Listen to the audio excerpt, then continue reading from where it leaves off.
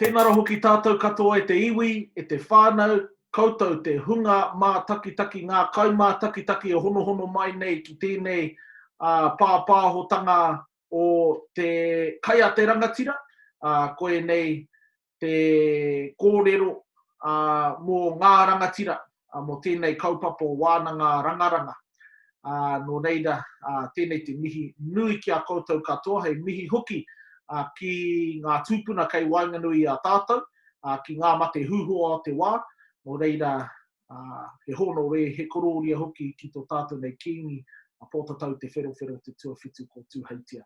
Nō reira, e te hunga ora, tēnei te mihi, nau mai, whakatau mai. Hei timatanga i tēnei pō, me tuku nātu tēnei taki mihi, he taki kōrero hoki.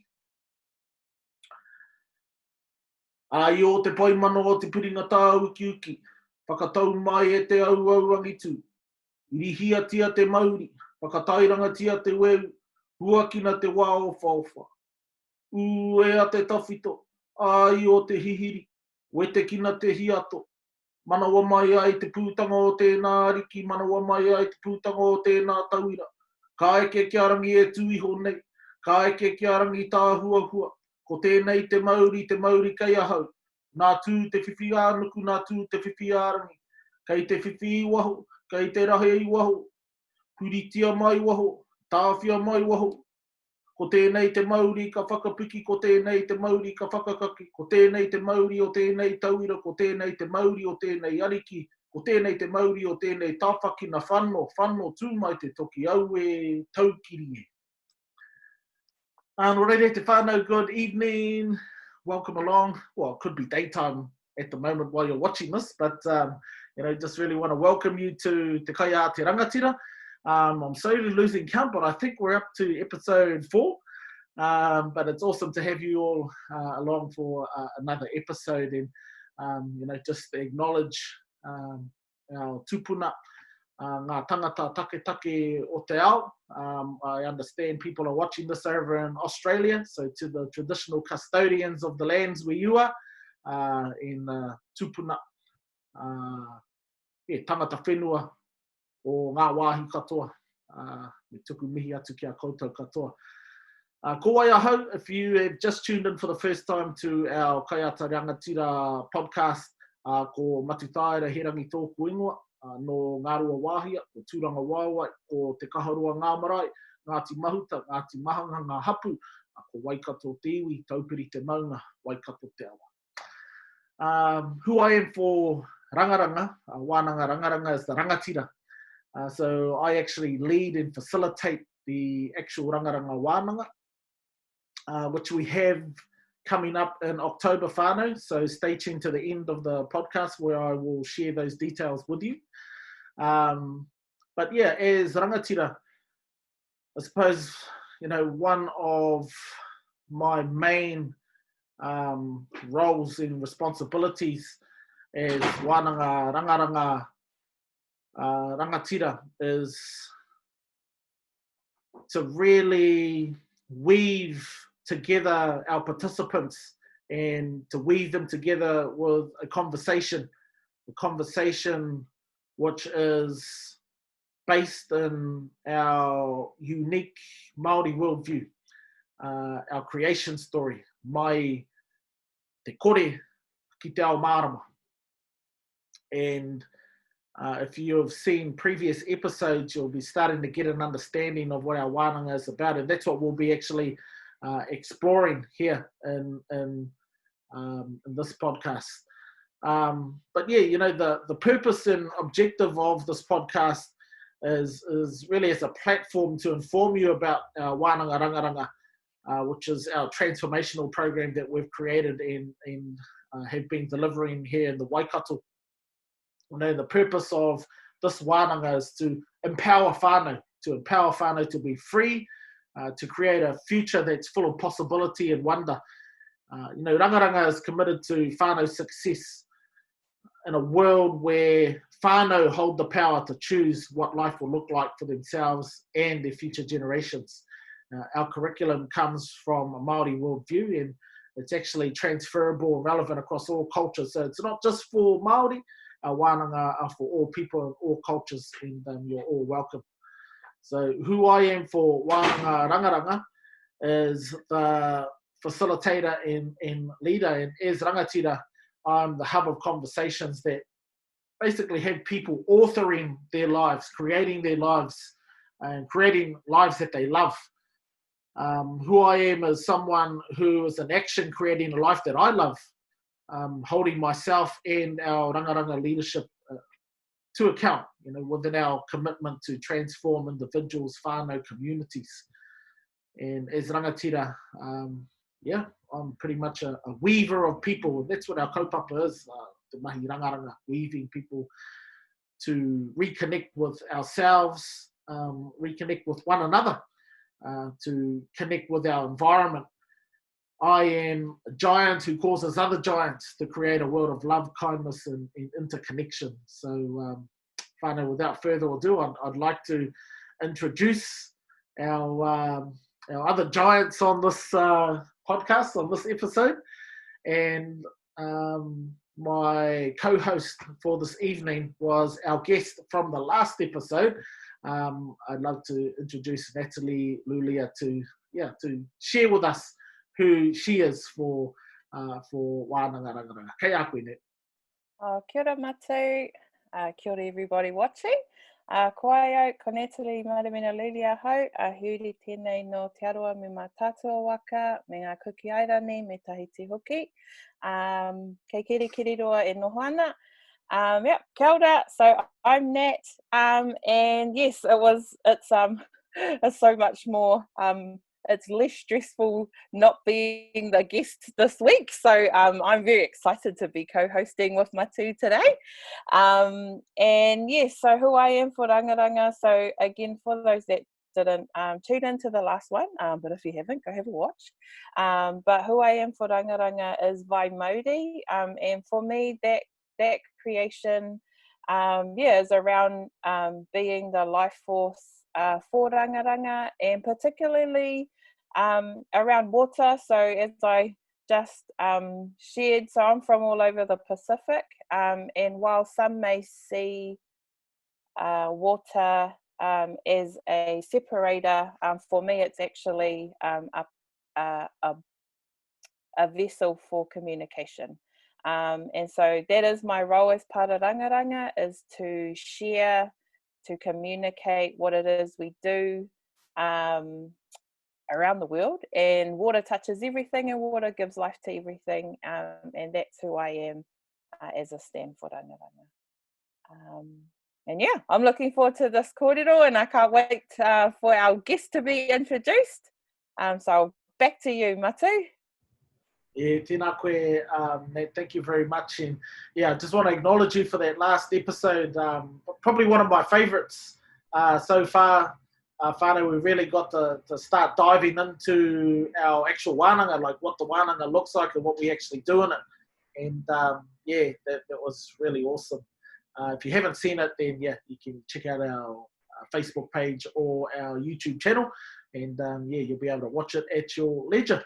But without further ado, I'd like to introduce our guest for this evening, one of the founding members of our Wānanga Rangaranga.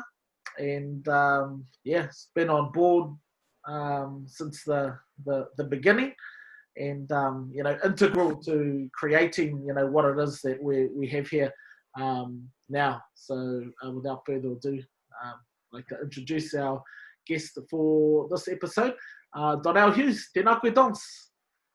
Tēnā korua, kia ora, e te iwi, e whakarongo mai nei. Ko ai ai, ko Donelle Hughes, he uri no Maniapoto, no Waikato, no te Hingarangi, no te waka whānui o Tāne Waka. Tēnei mihi atu ana ki ngā mate, kuha o te wā. Kia tata katoa te hunga waro ki. Kia ora. Kia ora whānau. I'm Donelle Hughes. And yeah, Rangaranga is awesome. So who I am for Rangaranga is te amo kapua. And what I took on to be te amo kapua is that I am the visionary for expansion, for growth, and my my whole intent on what we're doing is actually to grow and expand potential for our whānau, and to have that grow in individuals, so ourselves, and also in others and our whānau around us. And that this kaupapa is for the world. It's for the world, you know. And whether you're, I've said this from the beginning, but whether you're able to speak, to hear, see, walk, you know, it's for the world. And the way that we've created the curriculum has those traits. And, you know, come listen to our wānanga, come listen to our podcast, and you'll really see that. You'll be able to see that for yourself. And that's what this is all about, a journey for you to discover who you are, what you want to be up to in life, and actually what potential you have for the future. And the legacy we want to create for our whānau. So yeah, that's who I am. Kia ora. Kia ora, Donelle. No, awesome. Thank you very much for sharing who you are. What I suppose what I'm really getting to is te amo kapua. You know, what I've experienced with you being te amo kapua is that it's really a massive leadership role, te amo kapua, and it's something that I in my experience have seen you really grow into.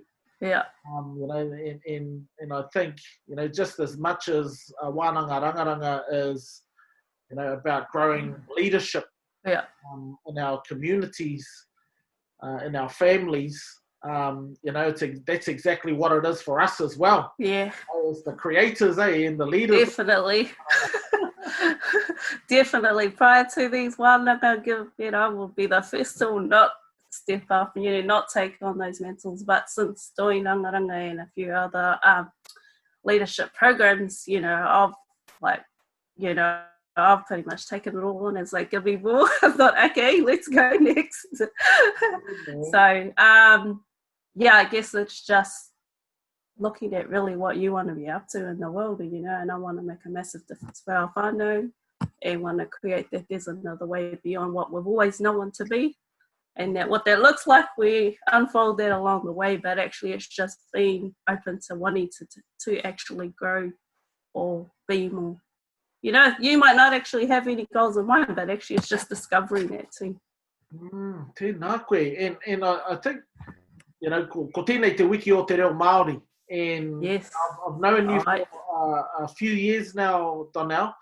And ko tētehi mea tino nā koutou iara koe ko tō tātou nei reo rangatira, ko te reo Māori. So can you share with us, what it is you are committed to, like, what is your commitment and what is the future that you're unfolding?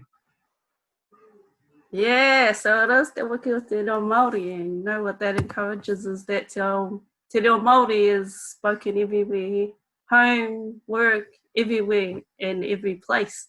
So for me, that's always, I guess, been an aspiration of mine, that actually there is more reo spoken everywhere. So then it just becomes the norm that kupe Māori, or just Māori language is used everywhere and anywhere. So I did attend, feels like forever ago, but yeah, I did attend Te Wharekura o Rākau Manga and have returned to be a board member, and have recently become co-chair of the board. And so what I chose to do in that space is to really go back to the kura and what they've contributed to me, and having instilled Ngā Te Ranga Māori as a, I guess, a key vessel in how I look at life, and that the importance that te ao Māori, or the intrinsic nature that te ao Māori has with environment, with one another, with our tipuna, with our generations to come, like, actually that can be a way to look at life, in general. And that's what I take on in all the mahi that I do. So yeah, I've taken on leadership roles in my marae back in Waimiha, Te Hingarangi, through the board, become the chair, and then taken on creating a new company that actually belongs and is fully owned by Rāhui Pōkeka Marae. So Marae here based in Huntly. And so that, for me, I think the reason why I've real strong focus in that space is through my learning through to wharekura o rākaumanga and the presence of our language and our mātauranga Māori and how it could actually benefit us. And I guess a whole key I'm up to, a whole key role I am also up to is actually introducing te reo Māori, but education, mātauranga Māori embedded everywhere. So there's an intrinsic way to look at how things can be. But Awesome. Hey, awesome for sharing that, Donelle, because, a huge part of wānanga rangaranga, well, the wānanga itself is mātauranga Māori, right? On our creation story. And more specifically, the interconnection and the relationships between the siblings, the children of Rangi and Papa, and the whole whānau dynamic of ngā atua Māori. And man, there's so much to learn from it. And what I was really getting from what you just shared there is the intrinsic holistic nature of mātauranga Māori, and everything is interconnected, and that's because everything is made up of whānau members, so all the different realms of the planet and of the earth all belong to the different siblings, Tangaroa, Tāne Mahuta, Tāwhiri Mātea, all these atua Māori, and I'm just really interested to hear from you what it's been like growing up in Rāhui Pōkeka in a reo-based kura, kaupapa-based kura, kingitanga-based kura, te kura o rākau manga, and then transitioning into mainstream world, because I get that, many of our rākau manga whānau continue in the mainstream, continue in the te ao Māori, but many also go and live in the mainstream world, right? And somewhere along the line there seems to be some kind of disconnection between ourselves, our culture, our tikanga, our whakapapa. Something we actually address in Rangaranga. So, what is your experience of that? Have you seen that for yourself? So, like initially, when I first started schooling, I actually started at a Pākehā school down in Te Aomiti. And then we came to Huntly, and then I was about 7. And then started probably only about a week or two because it was the end of the year at Huntly West. And then I decided, my parents decided actually to go to Rākaumanga, and at that time it was going through the transition of creating wharekura and kura kaupapa. And so when it came to the point that I would go into high school, that our class was actually the first class to take on the wharekura or kura kaupapa mantle on behalf of the kura. So so I guess for our class, we were always, we had a really, really, really small class too. There was only 7 of us. And we paved the way, I guess, for the kura that now stands and loud and proud. But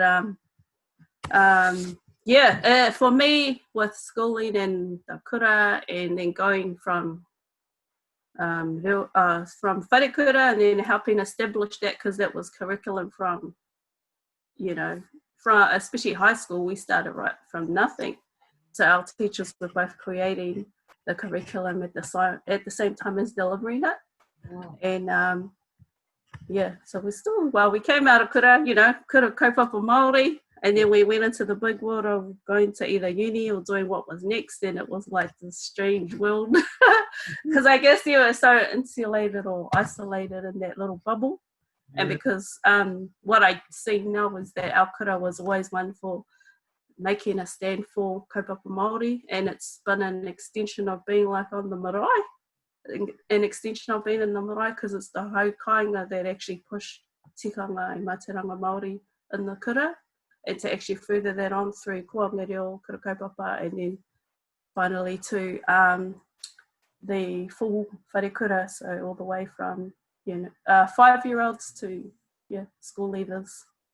And so they've always, since instilling the kura, they've always been ones to push the boundaries in the reo space, in the mātauranga Māori space, and true to kaupapa Māori and Waikato sanga or Waikato tainui student, which is the goal for the kura, is to actually create the ideal Waikato tainui student being instilled in kaupapa Waikato tainui kingitanga, and it's just part of going to kura, so there's like I work at Genesis, and so everyone's all on te wiki o te reo Māori kaupapa, and for me they're like, oh, what are you doing? I'm like it's like second nature to just call it on Māori. Like for me it doesn't just start or end on 1 week, it's embedded in what we do, what we say. But I get that there's definitely a place and there's a need, that our reo needs more places and spaces to really grow and flourish in all environments. So we are celebrating with whahangi and I'm teaching a few of our team kupu Māori, kupu hou, so new terms and new words, just to kind of have it in the working environment. But I also think since starting this company 1st of November last year, that like just having people say kia ora o mōrenga has been a massive achievement in an environment that you probably barely would get a hello because everyone's on a mission doing stuff. But I know I've instilled that. Yeah, you bring up a real interesting issue, I suppose, is, there really seems to be a divide between Māori and non-Māori, but also between Māori and Māori. Yeah, for sure. Just like Hāti, te reo Māori. It's like, oh no, I'm not Māori, I'm a Maori because I can't speak the reo, but it doesn't actually mean just because you can't speak the reo that you're not any more Māori. That's intrinsically us, that is our reo. It's in our blood, but we don't deny that we're Māori. Yeah. Just because you can't afford it all. Yeah. Yeah, no, good point. That's my interpretation anyway. I know a lot of people kind of feel like, oh no, I'm not Māori because I can't afford it all. Hey, Dons, you bring up a good point, because I guess it's awesome just sitting here listening to you, because I guess in terms of our upbringings, ours is pretty much chalk and cheese. So my journey's been culturally very less cultured, and then I've kind of made my way towards towards being so it's quite interesting though, but we can still be, well, obviously we share same spaces and we share this space, but I know had we had this conversation maybe 2 or 3 years ago, I probably would have been one of those people going, I'm not Māori. But like now it's like, try and step me out to 3 a.m. I'm not. And it's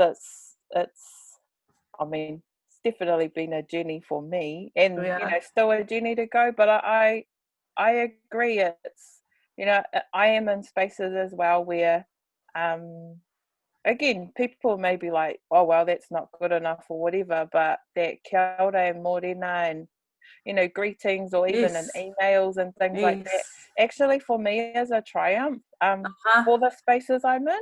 And look, some people may be like, well, that's not good enough. And look, I think there's always still a ways to go. And it is what it is. And, you know, I think there is, though, for me, starting to see a real commitment and shift towards embracing that. And I think, you know, I think I shared that in the last podcast. There are many spaces that I sit and I am the only brown face, and I'm also usually the only female brown face, and being able to, you know, be that voice, but also, you know, that there is value in the knowledge systems that we have. And actually, once you break down the language part, there are so many similarities. You know, you may call it this in this language, we call it this in this language, but actually they're so interconnected.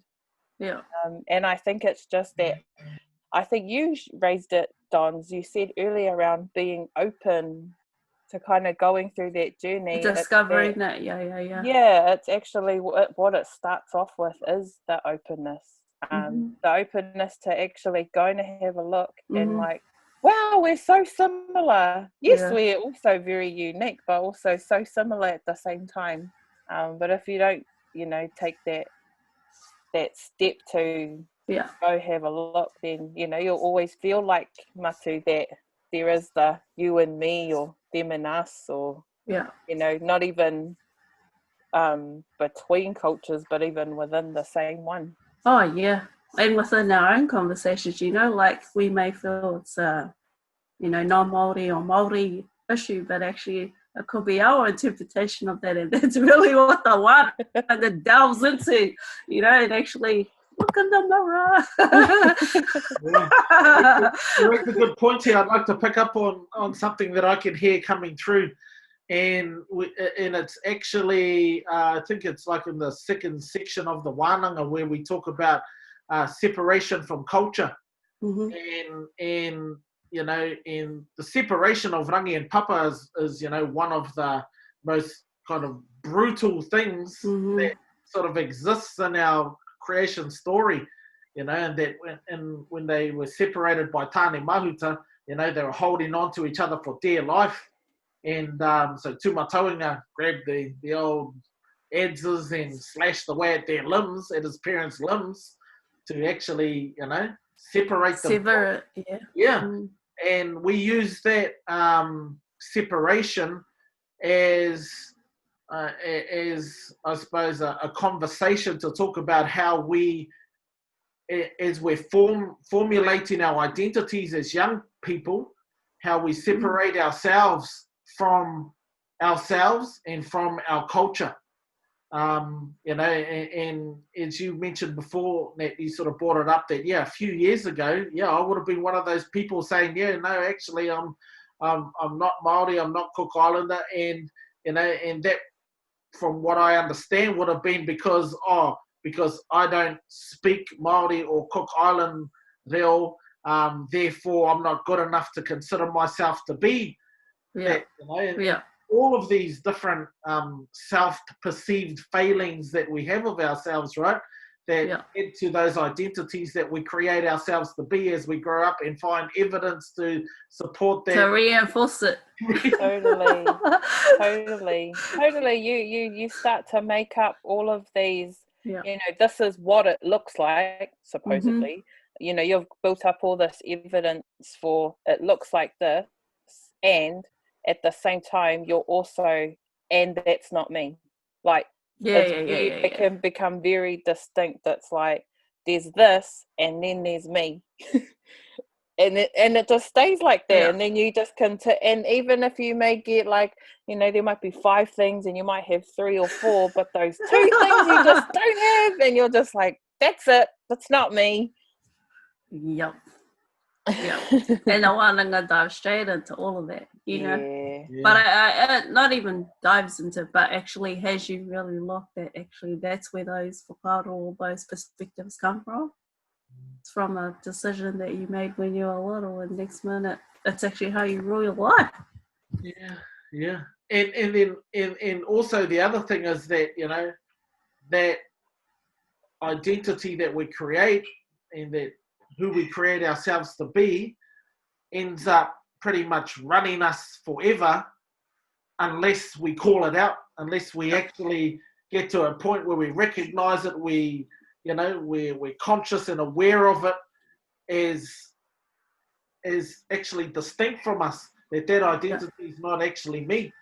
It's this narrative or the story that I've created, who I think I am, based on all these things that have happened in the past. And one of the things I really love about Wānanga Rangaranga is that we get to be real. We get to be real with ourselves. To actually look in the mirror and go, well, actually, man,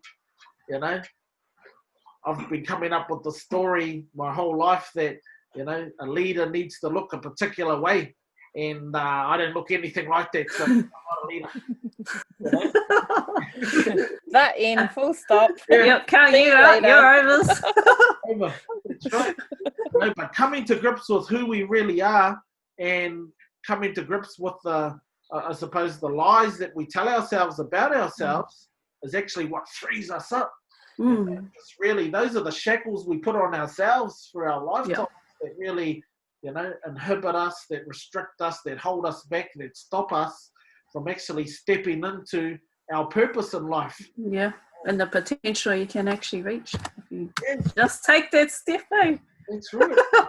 That potential that exists right at the beginning of everything. Yeah. It's always been there. Nothing and the everything that ever can be, the infinite potential that's right there. And when we get present to that, and we get to understand that, wow, I'm actually a part of this te kore. I'm actually a part of infinite potential. I am infinite potential myself. And we get to understand that that's when things really start to move for not only ourselves, but those people who are really important to us. And, what I really get from Wānanga Rangaranga is, because everything is based on a whānau, everything is related to everything.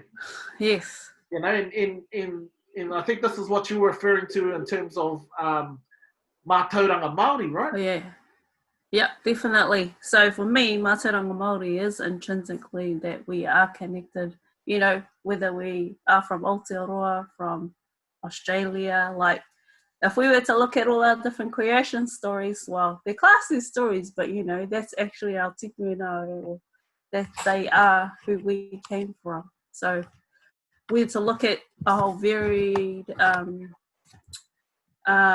Indigenous peoples. We all have our common threads of where we came from and our creation stories. It wasn't just a story, it's actually how we became.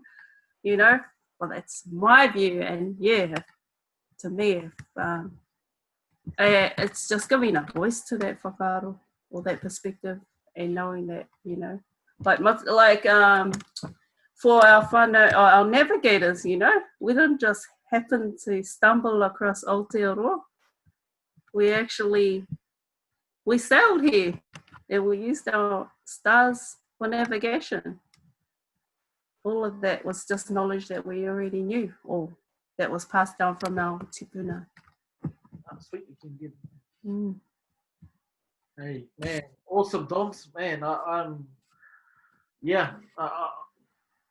What I'm really, getting from what you're sharing is how the mātauranga Māori, schooling that you were fortunate enough to be brought up in, has really afforded you the ability to see things, to see the world differently, to see the world as interconnected, to see us as yourself as a part of the environment.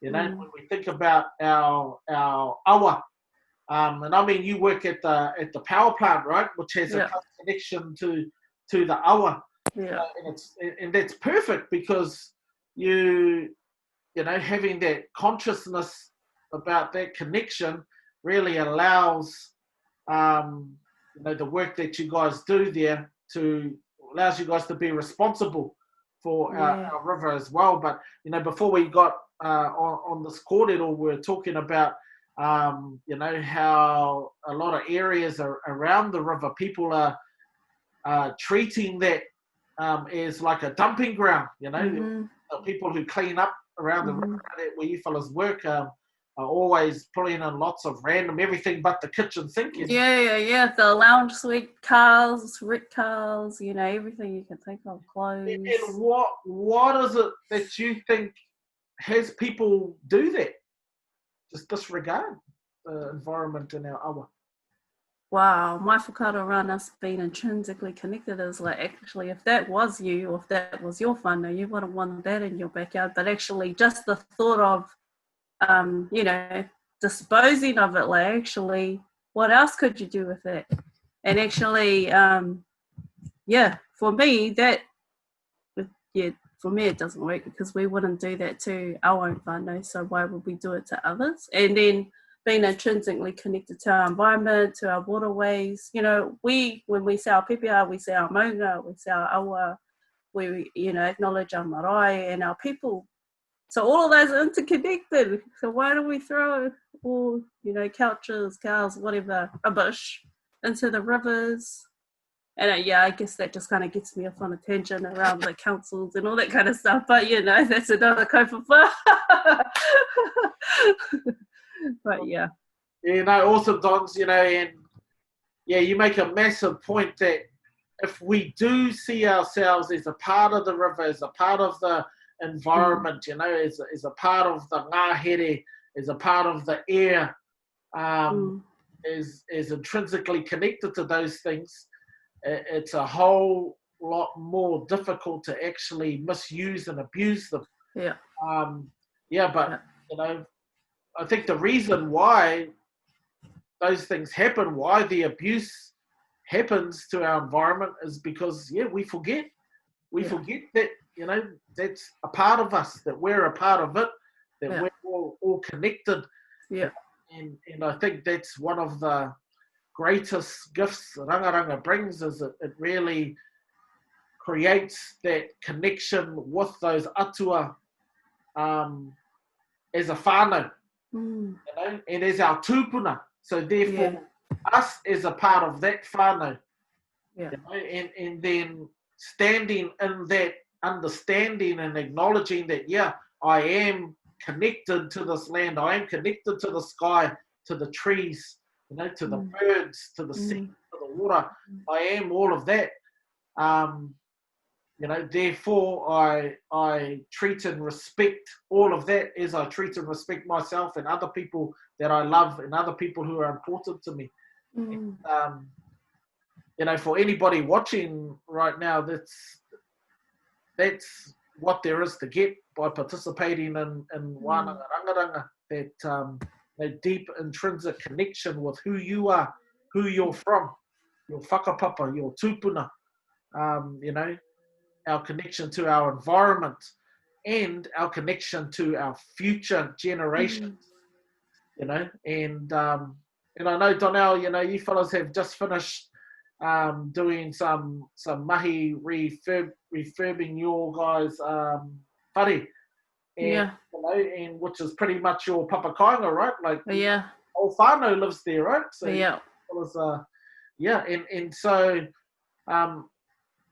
and then you're also, you know, reconnected to your whānau back at Waimiha at Rereahu, you know, and so that's all part of your commitment to future generations as well. And I suppose, just to wrap it up, what for you is one of the, I suppose, highlights and most important things that are available for whānau who do come to be a part of wānanga rangaranga in your experience so far?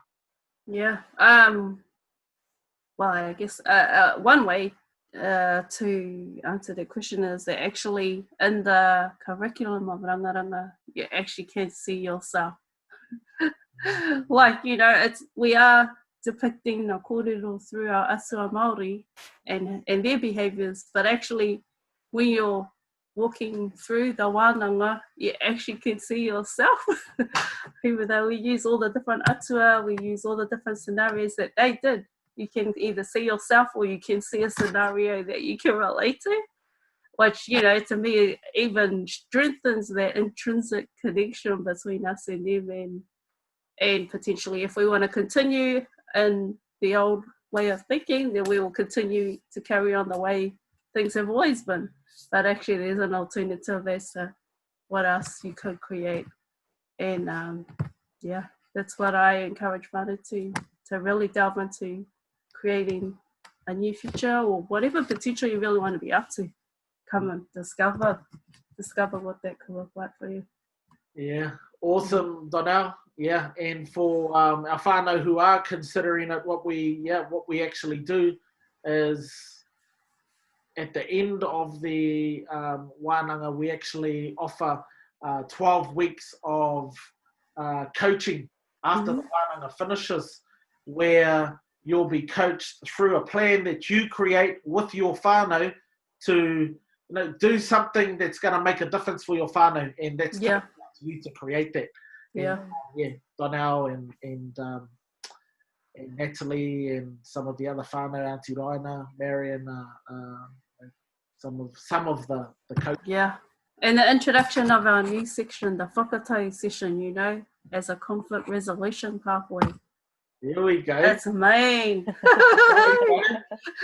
Yeah, and we will just touch on that a little bit to wind it up, whānau, because this is something we're adding into our next wānanga.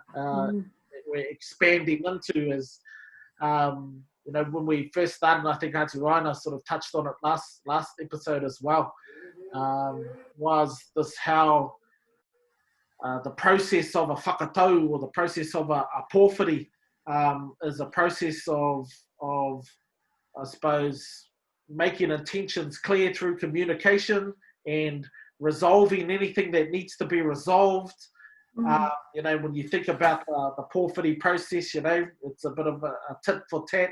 I'll say this and you have your say, and it's a bit of a negotiation and a working things out and bringing up stuff from the past, and and then we have a hariru, and it's kind of like, kiss and make up, and and then have a cup of tea together, and we sort of like bury the hatchet and then into the whare for the wānanga and have a kōrero about, what are we up to now?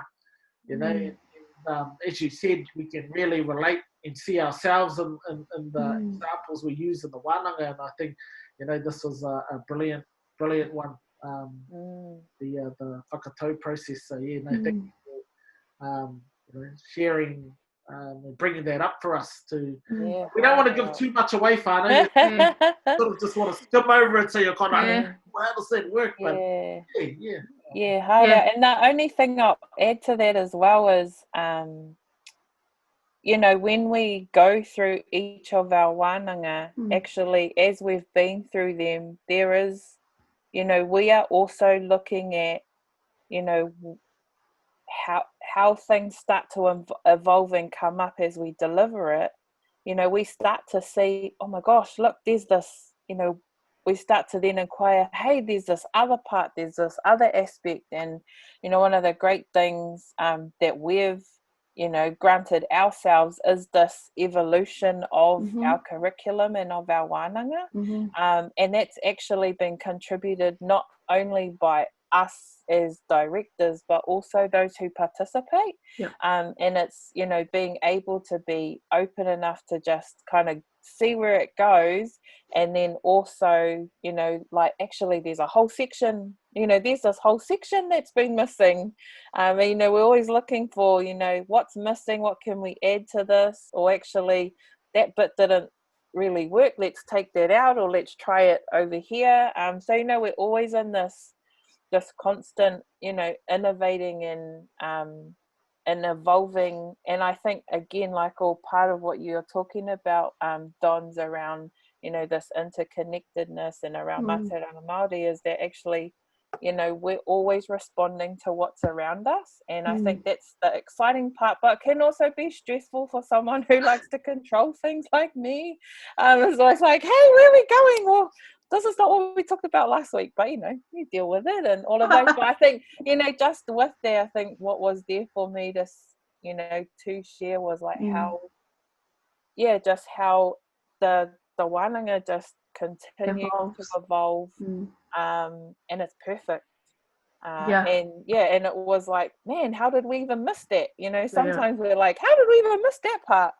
And then it's just, you know, we think it's like, man, that was perfect, and then there's just like another part, and you're always just growing and evolving. So yeah. Awesome. Yeah, and I just wanted to add to that through our wānanga we do deliver around atua Māori, and I guess conception or just there's our curriculum is something you know, but also it's something to discover at the same time. Like you may have already heard a lot of the kōrero we cover in our wānanga, but it's our different perspective and the lens that we take you on a journey to discover. Yeah, it's the story you've heard like you've never heard it before. Yeah, for sure. No. Hey, awesome, you two. Yeah, and, that's exactly what it is. And if that isn't intriguing enough, Whānau, Yeah. I'm intrigued to actually know the story that you've never heard before like this. But yeah, that's an awesome place to kind of to leave it for now. I think to leave the whānau wanting more and wanting to know more. And if you do want to know more, please head over to our Rangaranga Limited Facebook page, and you'll find all the information you need for our next wānanga, which will be on October the 17th. And you know, in these COVID times, we're finding it a bit hard to lock down a venue. You know, and it's only like a month away at the moment. Yeah. But we're doing our best. I know we're doing our best at the moment. We've got the Ngaruawahia Christian Youth Camp is our venue. But if for any reason that is not available due to COVID or anything else, then we're actually looking at the potential of taking it online. So committed we are to making this happen. How to do that? Not necessarily too sure, but we'll work it out and we'll as we go. But you know, that's our commitment is you know that people get access to, you know, to transformation, to empower whānau and whānau leadership in our communities. So you know, with that, I'd like to thank my co-host Natalie and our gracious guest Donelle for being on. Kia ora. And yeah, I want to thank you all for tuning in to this episode as well whānau. Mihi nui tēnei koutou katoa. Mā te atua koutou hei tiaki hei manaki i ngā wā katoa reira. Mai te whānau o wānanga rangaranga ki a koutou. Pō Mārie. Pō Mārie.